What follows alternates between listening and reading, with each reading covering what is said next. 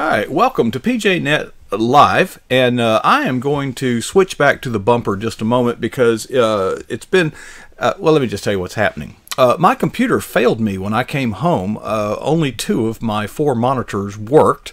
Something about drivers. I had no audio and some more. So what I'm going to do is I'm going to put the bumper back on just for a moment, and we'll be back in probably less than about 1 minute. Just give me a second. Thanks.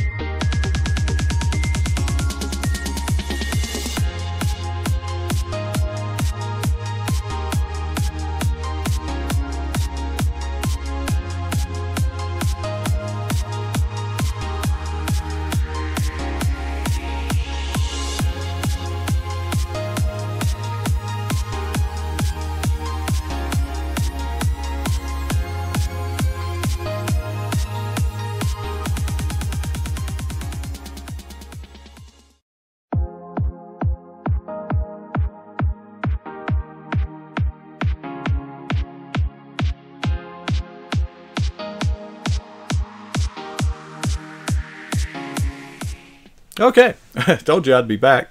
Sorry about that. This is live. Can you tell?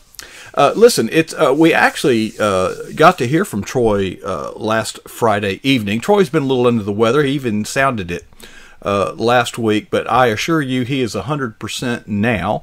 And let's bring Troy on board right here, live on PJNet. And Troy, you've been a busy man, but I'm glad you're feeling better, and hopefully things will get back to normal again. Oh, I'm feeling much, much better, Mark. How are things going in your world? It's very busy, but I don't, we were talking in the green room, and from time to time, what I think your calling is to share, share the word, and that's part of what we do here, but groups calling you now and then to come speak.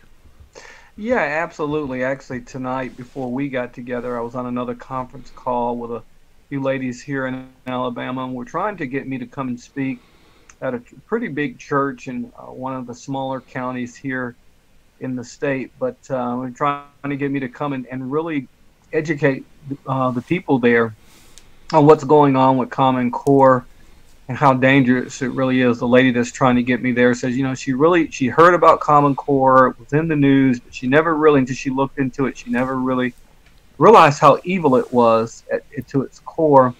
And so they want me to come down and to be a part of a program where we kind of educate the people on what's going on.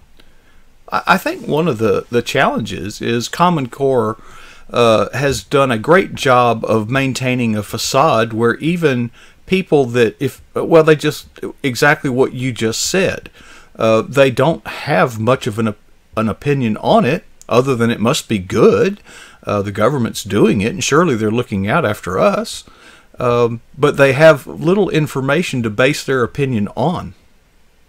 Yeah, absolutely. And one of the things we talked about tonight was it's really not a system of education, traditional education, the way that we were brought up. It's really a social experiment disguised as education, as you probably already know, because I know you have a little background in this, Mark, is that actually the people that put this curriculum together were sociologists and psychologists. That was the original. I majored in both. I have a bachelor's degree in both.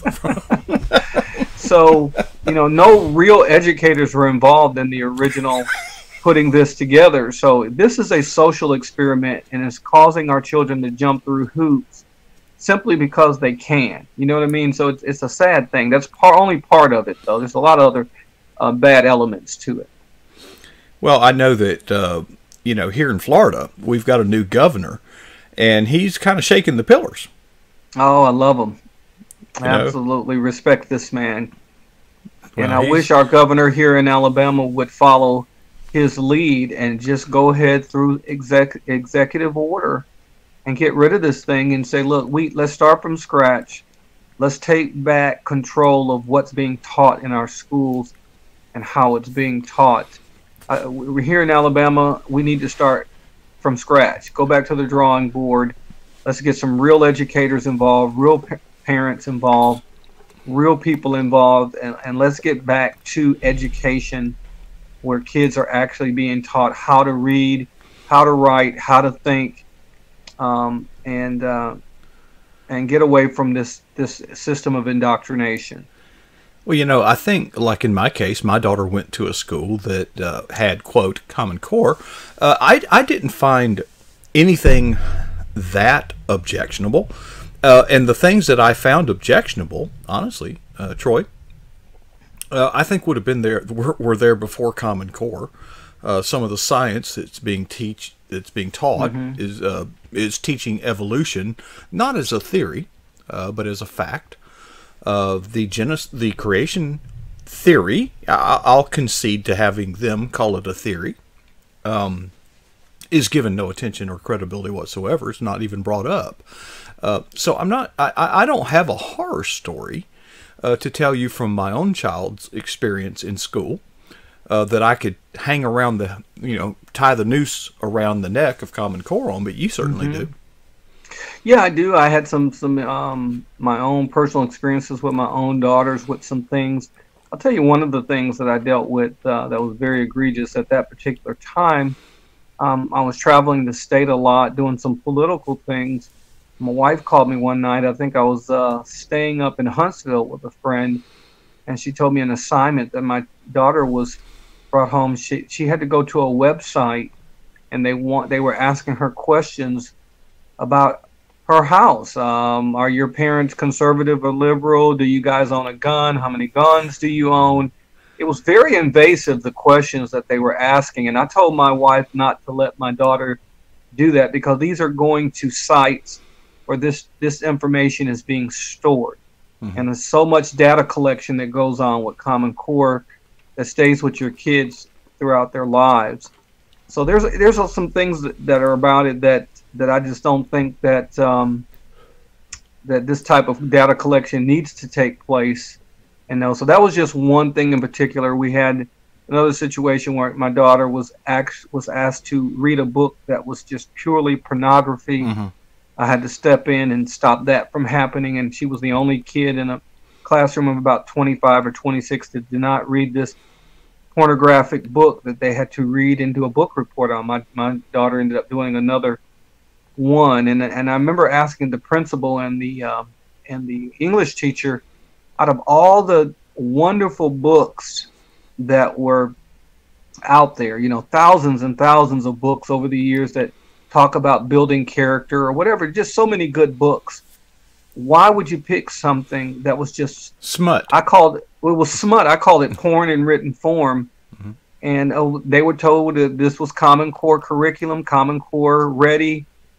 This was helping prepare them for college, the rigors of college. And it was dealing with rape and sleeping with cows and, very, very graphic things like that. And so it's a lot of parts of it that are not good.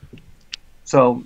Well, I had, come to think of it, a questionnaire that was sent home, sounded similar to yours. I don't know if they asked about guns or not, but they were asking about political orientations. And, of course, I just put on there that that's really not germane. It's basically none of her business, the teacher. But I didn't complain. It's not that well, put it this way. If you really want to know my political persuasion, don't send me a form by way of my daughter. I'll be glad to tell you my political persuasion. It's pretty public. But of course, like you said, who knows what happens to this stuff? Right. Well, my problem is that it goes into a data bank. And depending on who may be in power one day in Washington, this stuff can be pulled up and they can figure out things that they don't need to know. Troy, it doesn't really take someone in power. All it takes is a rogue employee having a fight with his wife or going through a divorce or some other personal problem. Things happen. And so it's never really secure because at the end of the day, it's a human or humans that take care of it, and humans have problems. So it's problematic in that respect. Now, when I think about some of the the things that go on in school. I tell you, what I'm equally as concerned about is it seems to me that our schools are diagnosing almost every child as ADHD, and poking Ritalin and such at them. And I think we're raising I don't think we know the damage we have already done and won't know for a while. But how many people were ADHD when I was going to school? Well, none. If you didn't pay attention, you were told to pay attention. What we're doing is, from the time these kids are small, right? And we always had hyperactive kids when I was going to school. And you sent them to the principal, they got their butts whooped, and they came back to class, and teachers dealt with them. But what they're doing, and part of, I think, the strategy of this is getting kids used to being on drugs and narcotics at a very young age. I mean, it's, you already start this pattern in them of everything that has an answer is a drug. Give me a prescription. Right. Well, I think if it's my take is that most, if not all, of our problems that we face nationally in government and so forth are not government problems, political problems, economic problems, social problems. They're spiritual problems. However, I acknowledge that there is a thing called infirmity since Adam and Eve did their deal. If it's a chemical problem, I think a chemical remedy might be in order. But I really just don't believe there's that many sick, ADHD kids. Now here's where it gets sticky. My daughter, sure enough, was diagnosed ADHD. They brought me in, for the parent teacher, and here I've got this panel of Dr. Bottle Stopper types, PhD, blah, blah, blah. And they said, well, she has a hard time concentrating and memorizing, and details and learning. I said, ask her a question about Hannah Montana. Anything. She knows it all. Right. I said, ask her a question about Remember the Titans. Anything. She can recite the whole thing. Don't tell me she has a hard time concentrating. I think maybe you have a hard time holding anybody's concentration with your blah, blah, blah, monotone doctor stuff. And so I got their attention. And very, very good point. And then they said, we're going to make these accommodations. Right. And first on the list, not first. It was, okay, sit at the front of the class, isolate her from distract. But these are common, ordinary things you do with any kid. I don't think that, ADHD had anything to do with this. But then it got down to, given extra time to complete a test. I said, it's time out. Whoa. If she didn't use the time she was given, she shouldn't be given extra time. Right.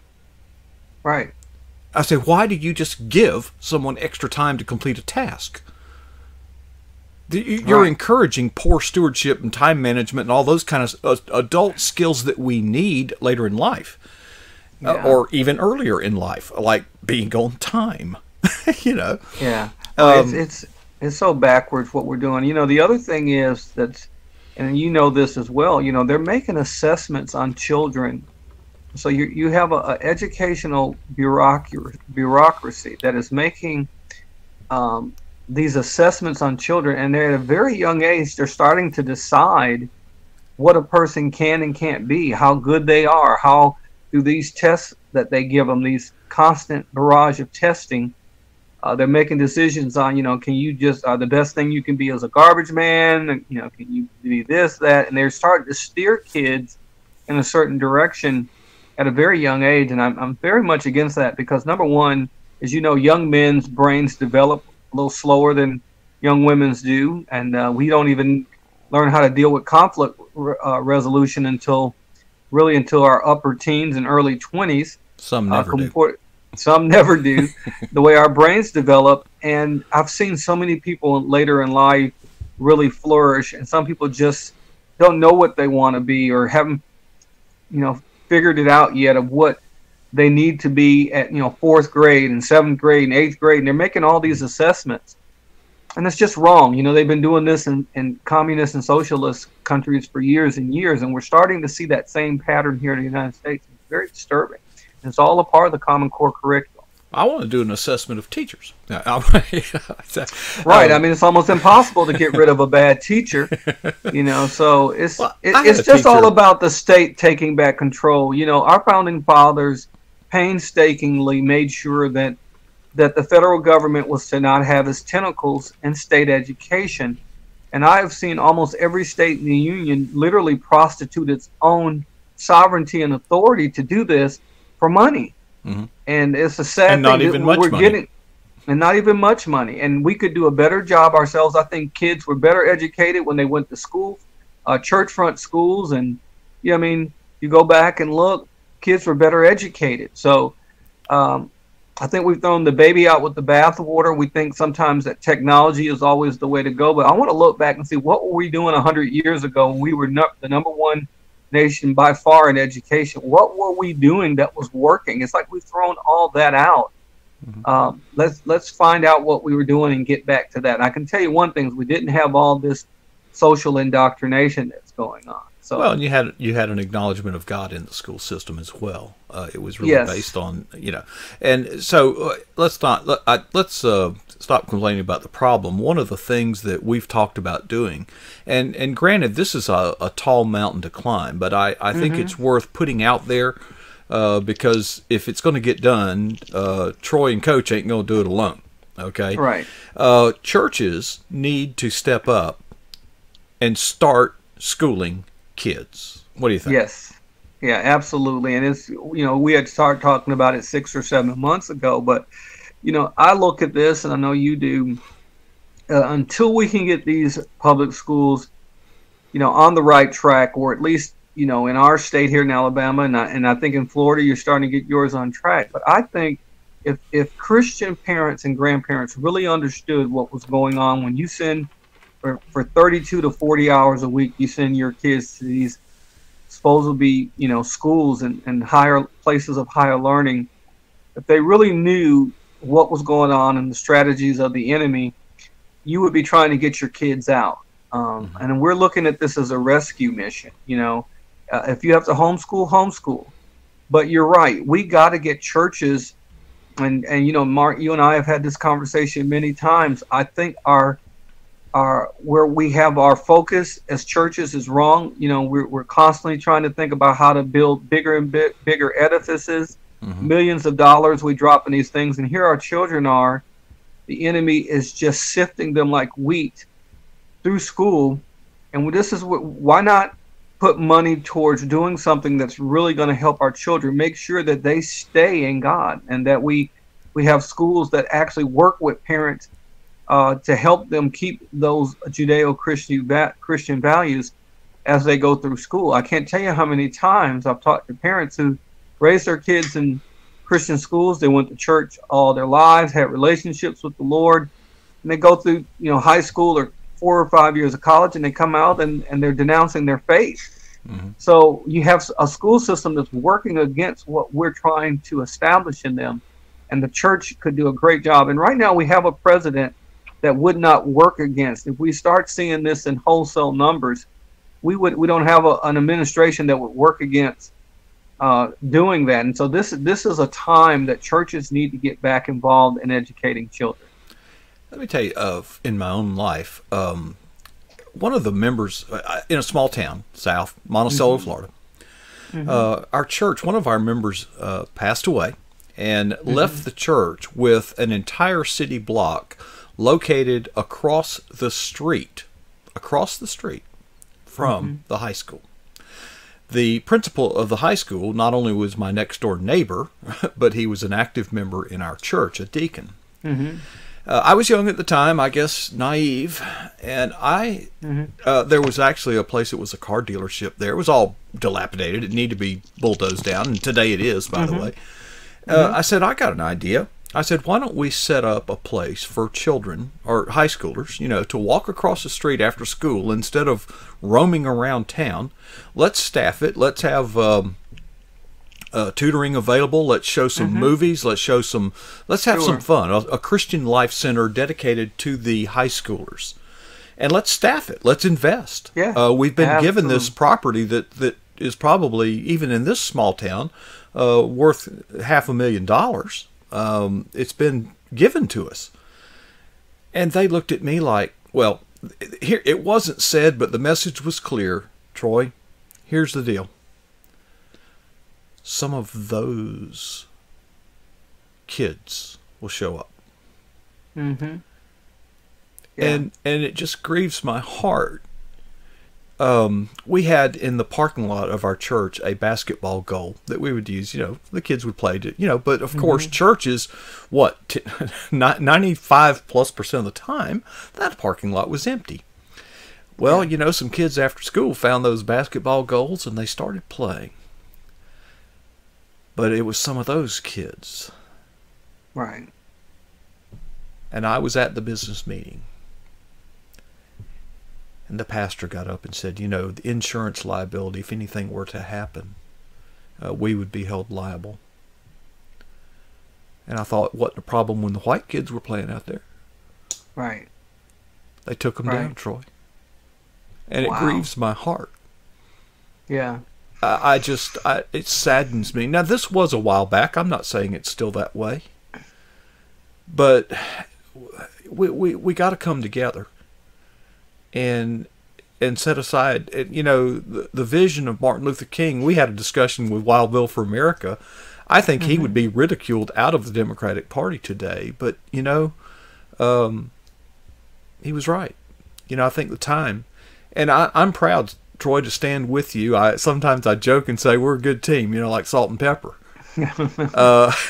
But I think the time is way past that we set aside those kind of things and start standing together for our children and invest in them as much as we're investing in new buildings for our church. Invest in them as much as we invest in governmental programs run by anonymous who knows what sociologists. Yeah. And we have a problem. The vast majority, I don't know the exact number, I'll take a stab, 90% of the inmates in our prison were absent a father figure in their formative years. Yeah. And in our churches, we preach, God has some things to say about marriage. God has some things to say about adultery and fornication. Well, we can kick God out of the school, but there are consequences. Yeah, absolutely. And we are paying a price. We are reaping a very bitter harvest. Yeah. Well, it's really sad to me that, you go to a church, and I know you said this was a while back, but still you have to think that some of that sentiment is still there. And, when I read my Bible, and I just, like I talked about this last Friday when I was on, but when I read my Bible, and I look at, I always tell people there's no color in the kingdom. The Bible clearly says that there's no more Jew or Gentile, bond or free, male or female. We are all one in Christ Jesus. And so anytime that, you can see it in a lot of different ways. Anytime you think that you're better because of your race, whether you're white, black, Hispanic, anytime you begin to put your race above the kingdom, then that's become an idol unto you. And God said He's a jealous God. And so, the very fact that you had this opportunity actually to impact lives, you guys had an opportunity to impact lives of people you probably wouldn't have impacted when you made the wrong decision. You made a decision out of your flesh and not out of the Spirit of God, because I guarantee you, I believe Jesus would have opened that up and let anybody want to play ball and then try to minister Christ during the process. So you guys missed a tremendous opportunity there.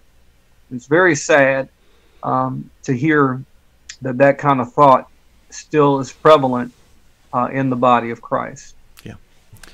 Well, Troy, gosh, I'm sorry we didn't have better news tonight. Let's try to be more upbeat next week. But Troy, you're a man of great dignity and great character, and I just hope that through your ministry, and keep us up to date on that you will get a chance to speak out, and in between times we will speak out right here on PJNet Live, and we'll let you get back. I know your wife was eager to reclaim the space you're occupying. So, Troy, thanks for making time to share with us tonight. We'll talk to you next Monday. See you next Monday. Yes, sir. Thank you, sir. All right. Sir. Have a great one. Bye-bye. You too, man. Bye now. Well, folks, there we have it. Troy Towns himself. Let me kind of clean the screen up a little bit here. Sorry about that.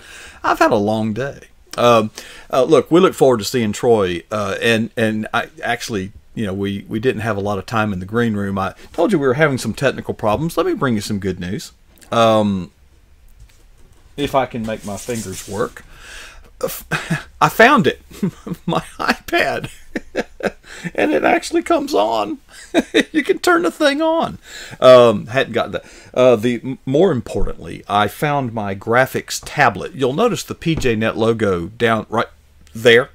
It's kind of white, and I have a graphics tablet, and I had lost it for almost a year. Well, I have found it, but I'm having some technical problems getting all the drivers. It seems like every time I add something and try to integrate it, my monitors don't work right. In fact, sometimes they don't work at all. So we're still struggling with some infrastructure and some technology, but we will be working through that. We had a great time with Wild Bill for America Saturday night, and you will find Wild Bill for America right here at 9 p.m. each Saturday night. Now, Wild Bill has been a little under the weather too, but I did get a chance to speak to him tonight, and he's feeling a little better, and we're going to get things rolling with him. I'm off tomorrow and Wednesday and Thursday, so I hope to get caught up on some of the production of this raw footage into shareable stuff that we can share. We're targeting around the 1st of May. We're going to be kind of doing dress rehearsals like this and trying to find that sweet spot, but we're figuring by the 1st of May we'll have our lineup complete. We'll have all the polish on it and all the wax job and the windows cleaned up and the drapes adorning everything the way it should be. And we can start promoting this and making it a place, making it a destination for people to come to. But until then, thank you so much for the faithful ones who come night after night, day after day, that keep the PJNet vision alive, and that would be you, and I am grateful for each and every one of you.